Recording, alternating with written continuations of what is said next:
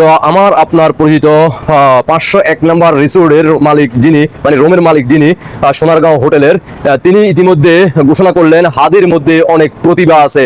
তো আমরা শুনে আসি সোনারগাঁওর মালিক, মানে হোটেলের 501 নম্বর হোটেলের যিনি মালিক, কি প্রতিভা আছে আমরা শুনে আসি আমাদের ভণ্ড রাজাকার বংশের সন্তান মামুনুল হক মামুনের কাছ থেকে, আর পাশাপাশি আমাদের হাদি ভাইয়ের কাছ থেকে, যে মামুন সাহেবদের বললো হাদি ভাইয়ের মধ্যে নাকি অনেক প্রতিভা আছে।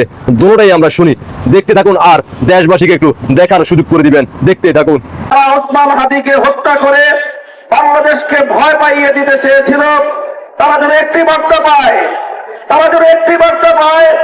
এক ওসমান হাদিকে যদি হত্যা করা হয়, তার চেতনা বাংলাদেশের প্রতিটি ঘরে ঘরে ছড়িয়ে পড়বে।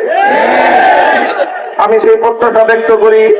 আবারও মহান আল্লাহ পাক রব্বুল আলামিনের দরবারে আমি আমাদের ভাইয়ের নেক হায়াত, সুস্থতার সাথে তার হায়াত কামনা করি।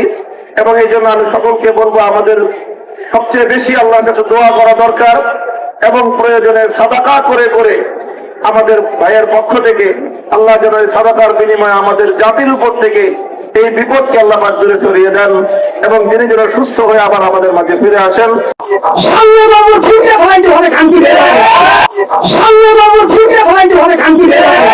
জি, দেখলেন তো, এ হচ্ছে আমাদের মামুন সাহেব বলছে যে হাদি ভাইয়ের মধ্যে প্রতিভা আছে, হ্যাঁ, আর এই প্রতিভাটা কাজে লাগাবে সময়ের অপেক্ষার পরবর্তীতে যখন সময় আসবে, এই ভণ্ড রাজাকার মামুনুল হকের মামুনের দৃষ্টি আকর্ষণ করে বলতে চাই, 71 পরাজিত শক্তিদের দৃষ্টি আকর্ষণ করে বলতে চাই, মুক্তিযুদ্ধের সৈনিকেরা, 71 সৈনিকেরা, বঙ্গবন্ধুর আদেশের সৈনিকেরা, এই হাদির যে প্রতিভাটা আছে না, এই প্রতিভাটা নিয়ে আমরা কিন্তু সবকিছু ছিঁড়ামিড়া ফেলামো।